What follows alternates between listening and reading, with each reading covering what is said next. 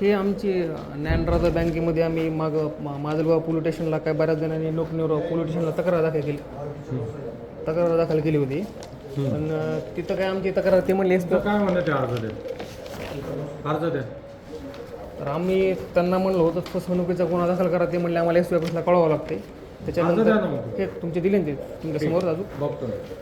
आणि त्यांनी ते डॉक्युमेंट कुठे तुम्ही काय पाहिजे वारंवार तारखा दिल्या सर. त्या आता आमच्या बहिणीचं लग्न आहे. त्या मॅडमला आम्ही सगळं विचारून तुम्ही अर्ज द्या, मी चौकशी करतो. ठीक आहे.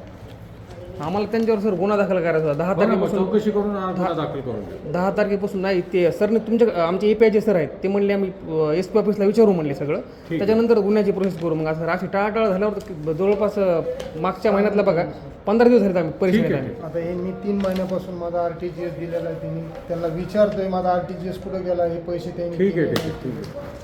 चालेल, बघतो मी. मग यांच्यावर गुन्हा दाखल कधी होईल? करतो ना आम्ही.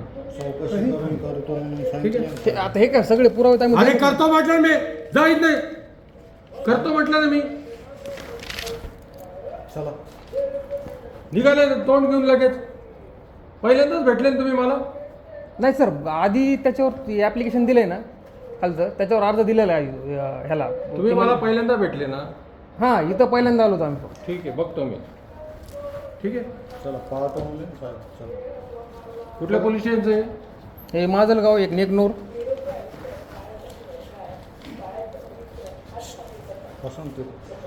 बसा. मोबाईल चालू आहेत काय?